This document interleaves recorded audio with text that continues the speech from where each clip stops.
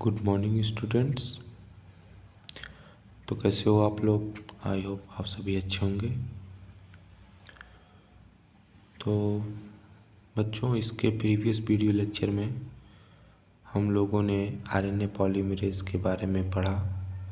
RNA polymerase के जो types थे हमारे प्रोकैरियोट्स के, यूकैरियोट्स के, उसके बारे में हम लोगों ने डीप स्टडी किया। वो वीडियो आप लोगों ने देखा होगा। देन उसके बाद आज का जो वीडियो लेकर हम आए हैं, today I will discuss about properties of RNA polymerase and function of polymerase. Okay, in this video, तो आज का जो वीडियो हम लोगों ने देखना है कि आरएनए पॉलीमरेज के जो गुण हैं उसके बारे में, और आरएनए पॉलीमरेज के क्या क्या फंक्शंस हैं उसके बारे में हम लोगों ने देखना है।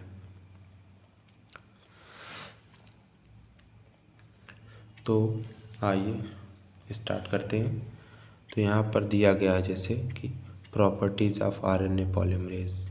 ओके, तो इसमें कह रहा है कि RNA polymerase reads the template DNA in 3' to 5' direction but synthesis the polynucleotides in 5' to 3' direction.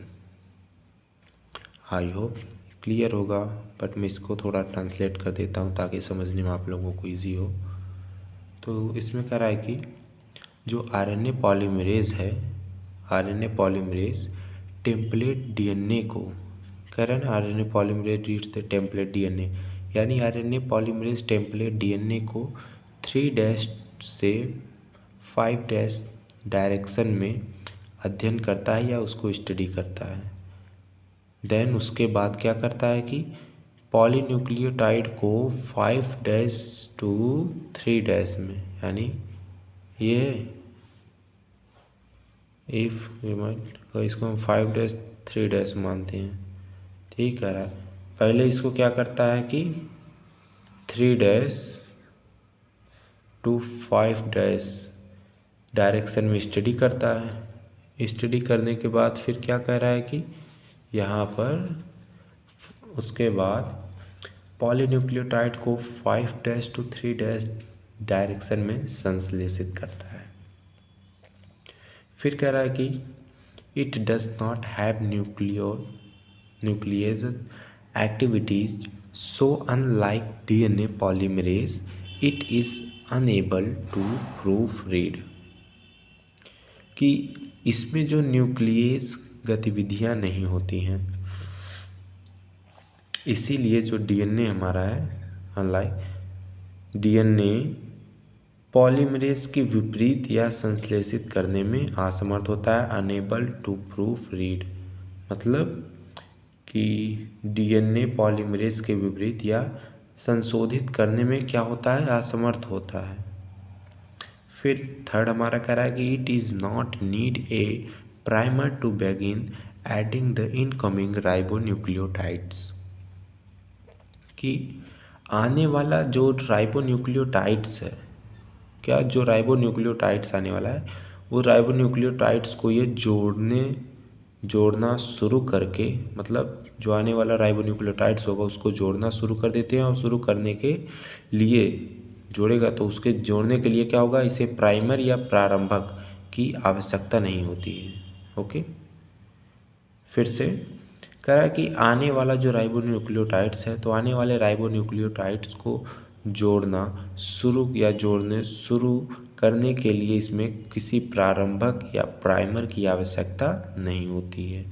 Adding the incoming ribonucleotides it does not needs a primer to begin adding the incoming nucleotides. फिर कह रहा है कि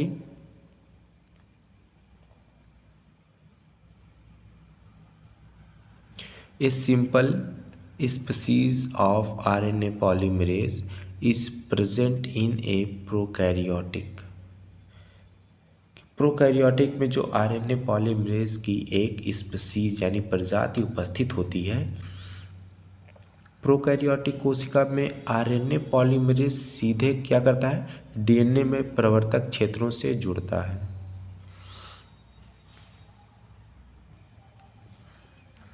फिर कह रहा है कि विभिन्न यानी different RNA polymerases are present in a eukaryotic for synthesising DNA RNase.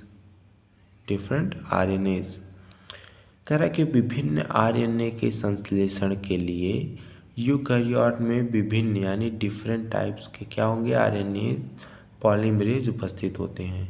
Eukaryotes की बात कर रहे हैं। प्रोकैरियोट्स में मैंने कल जो वीडियो बनाया था आरएनए पॉलीमरेज का, उसमें बताया था कि जो प्रोकैरियोट्स में कह रहा है कि आरएनए का जो संश्लेषण होता है यानी सिंथेसिस होता है वो एक ही प्रकार के आरएनए पॉलीमरेज से हो जाता है, लेकिन जो यूकैरियोट्स होता है उसमें जो आरएनए का संश्लेषण होता है विभिन्न मतलब कई विभिन्न प्रकार के आरएनए संश्लेषण के लिए विभिन्न प्रकार के क्या होंगे, आरएनए पॉलीमरेज प्रेजेंट होते हैं। तो उसमें आरएनए पॉलीमरेज के बारे में जो हम लोगों ने पढ़ा तो 3 आरएनए पॉलीमरेज पढ़ा था, RNA polymerase first, second and third. Okay, फिर नेक्स्ट आते हैं, इतना हमारा हो गया। फिर कह रहा है इसमें कि functions of polymerase, functions of polymerase यानी पॉलीमरेज के क्या कार्य हैं उसके बारे में देखना है। तो यहाँ पर फर्स्ट ऑफ ऑल कह रहा है कि RNAs serves as a messenger molecule and transfer the information जो ट्रांसफ़र करता है यानी उसको क्या बोलते हैं, coded in DNA. Okay, DNA में क्या करता है, कोड करता है, तो उसी को बोल रहे हैं कि the information out of the cell nucleus to synthesise protein in the cell cytoplasm. कहने का मतलब है कि जो आरएनए का संदेशवाहक अणु के रूप में कार्य करता है, जो आरएनए है वो किस तरीके से कार्य करता है, एक मैसेंजर मॉलिक्यूल यानी संदेशवाहक अणु के रूप में कार्य करता है, तथा जो सेल यानी साइटोप्लाज्म कोशिका का जो साइटोप्लाज्म में प्रोटीन को संश्लेषित करने में या करने के लिए कोशिका केंद्रक से सूचना को, और कौन सूचना यानी बोले तो डीएनए में कोडित, ओके, सूचना को यानी डीएनए में कोडित सूचना को क्या करते हैं, स्थानांतरित करता है। ओके, फिर कह रहा है सेकंड हमारा कि protein polymerase is used for synthesising molecules that have a wide range of roles. Okay,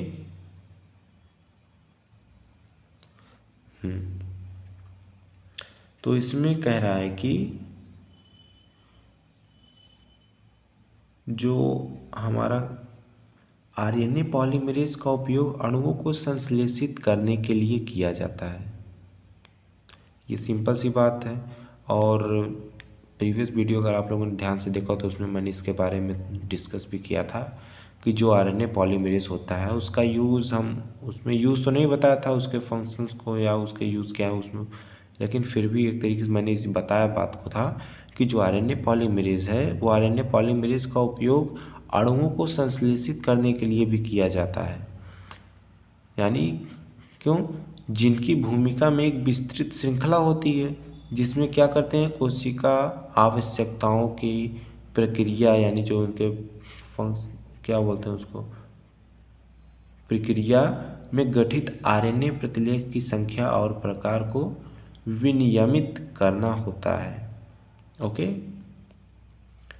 फिर से कह रहा है कि RNA polymerase is used for synthesising molecule that have a wide range of roles including to regulates the number and types of RNA transcript formed in response to the cell requirements. Okay,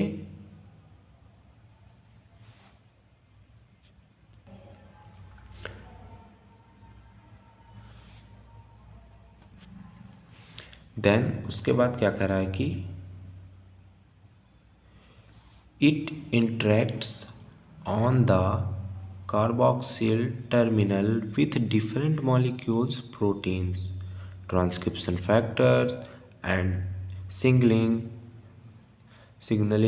molecules which regulate its mechanism involves in eukaryotes। कह रहा है कि ये carboxyl terminal पर विभिन्न आणविक protein प्रतिलेखन factors यानी ट्रांसक्रिप्शन फैक्टर्स और संकेतन यानी उसको बोले तो हम सिग्नलिंग मॉलिक्यूल, सिग्नल मतलब संकेत होता है, तो सिग्नलिंग मॉलिक्यूल्स क्या करते हैं के साथ एक क्या होगा, एक mechanism, okay, regulates it's mechanism, यानी एक अंतः क्या बोलते हैं उसको, अंतः क्रिया करता है जो इसके सिस्टम को यानी जो इसके तंत्र को नियंत्रित करता है और जीन अभिव्यक्ति में तथा यूकैरियोट्स में जीन विशेषीकरण होता है। फिर कह रहा है कि फोर्थ में A parts from protein synthesis RNA also performs the following functions।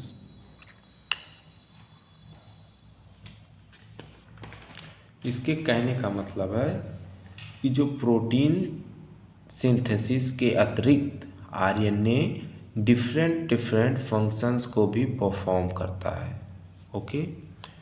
वो क्या है, फर्स्ट फंक्शन यहाँ पर दे रहा है कि प्रोटीन कोडिंग यानी प्रोटीन को कोड भी करता है। फिर कह रहा है कि रेगुलेशन ऑफ जीन एक्सप्रेशन यानी जीन अभिव्यक्ति का विनियमन भी करता है। रेगुलेशन विनियमन ना कह के हम ये भी बोल सकते हैं रेगुलेशन ऑफ जीन एक्सप्रेशन यानी जीन एक्सप्रेशन को क्या जीन अभिव्यक्ति को रेगुलेशन ऑफ जीन एक्सप्रेशन यानी जीन एक्सप्रेशन को क्या करता है, रेगुलेट करता है, बस। फिर थर्ड हमारा कह रहा है एक्ट एज एंजाइम्स, जो हमारा क्या करता है, ये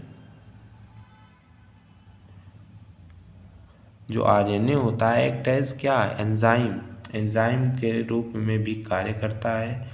और फिर कह रहा है कि formation of gametes by the non coding RNA RNA यानी नॉन कोडिंग RNA। कह रहा है कि गैर यानी नॉन कोडिंग RNA द्वारा युग्मकों का क्या करता है, निर्माण करता है। एंड लास्ट कह रहा है कि प्रोडक्शन ऑफ रेगुलेटरी मॉलिक्यूल्स यानी जो नियामक मॉलिक्यूल्स, नियामक अणु होते हैं, उसका भी ये क्या करते हैं, उत्पादन करते हैं। सो बच्चों आज के लिए इतना ही। नेक्स्ट वीडियो में हम लोग डिस्कस करेंगे ट्रांसक्रिप्शन के बारे में।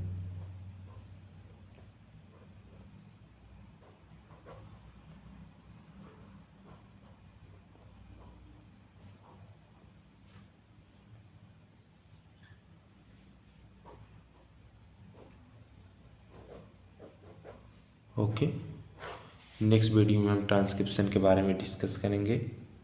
और अगर आपको वीडियो पसंद आया हो तो प्लीज़ इसे लाइक, शेयर और सब्सक्राइब कीजिएगा और अपने दोस्तों के पास भी शेयर कीजिए। Thank you.